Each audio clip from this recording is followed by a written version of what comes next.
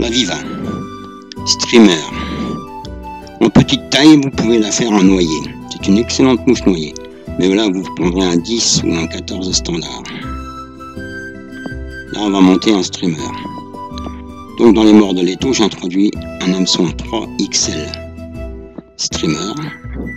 Numéro 10. À l'aide du fil de montage, je vais aller à la courbure.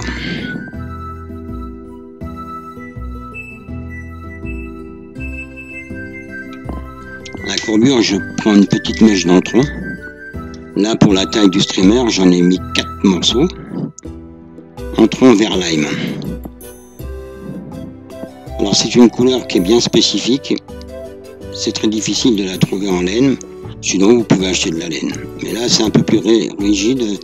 Les fibres de rentron et c'est brillant. C'est du vert lime fluo, ça va très bien. Donc, je le fixe comme il faut à la courbure. Donc, je garde ça pour faire quand même un peu de volume sur le corps.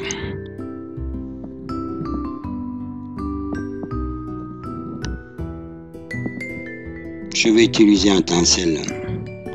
Là, c'est un bicolore, donc c'est un tinsel or d'un côté, argent de l'autre. Moi, je vais mettre argent. Donc, pour mettre l'argent sur le dessus, vous mettez la face or vers vous. Puisqu'on va le tourner dans le sens contraire des spires de la chenille, là, ici. Voilà. On va placer une chenille en velours moyenne noire. C'est des chenilles qui sont pas très épaisses, c'est pour ça que je laisse l'entron en sous-corps, parce que autrement ça ferait vraiment très petit. Sur de les mouches noyées, vous ne laisserez rien sous le corps, de manière à avoir des mouches quand même assez fines, parce que et vous mettrez une chenille un peu moins grosse. Là ici j'enroule, bon, si vous n'avez pas des tours rotatifs, ça à la main, et vous laissez encore au moins 5 mm de l'œillet.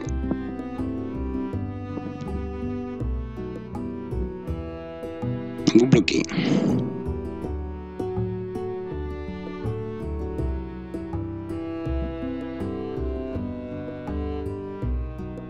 Donc vous allez conforter votre attache.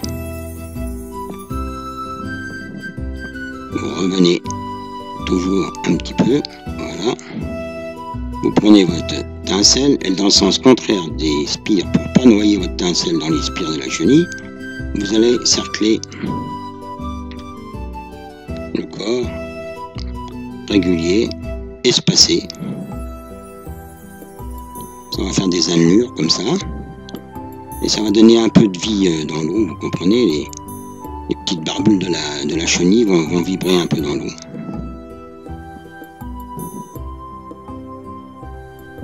Bon, là, on commence déjà à former la tête de manière à revenir sur la courbure.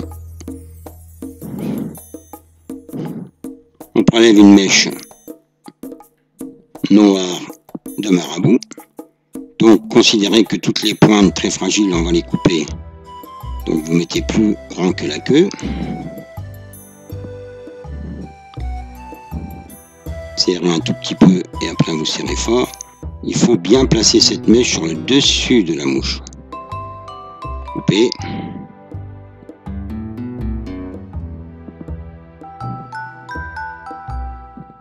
On consolide. On nettoie un peu.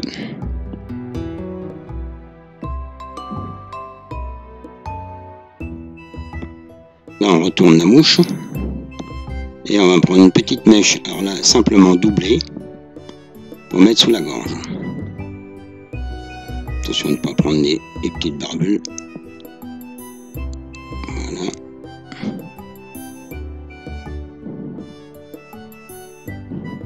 Coupe l'excédent. On revient en position.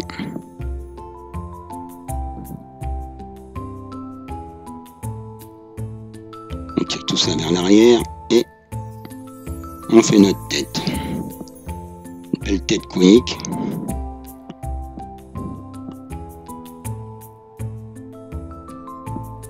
la consoliderez à l'aide de vernis noir ou de colle.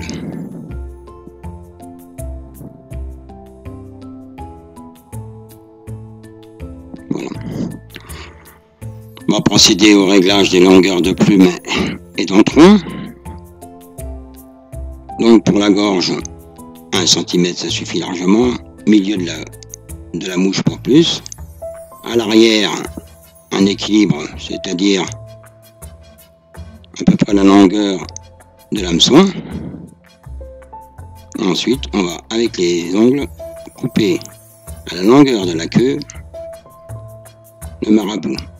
Avec les ongles, c'est très bien, ça fait pas des coupes franches et ça fait des petits pics au bout. Voici donc une Viva. Un petit peu de toilette. Alors la Viva, je vous dis streamer de 10 à 12, 6 même pour certains endroits, mais surtout utilisez-la aussi en noyer sur les petites.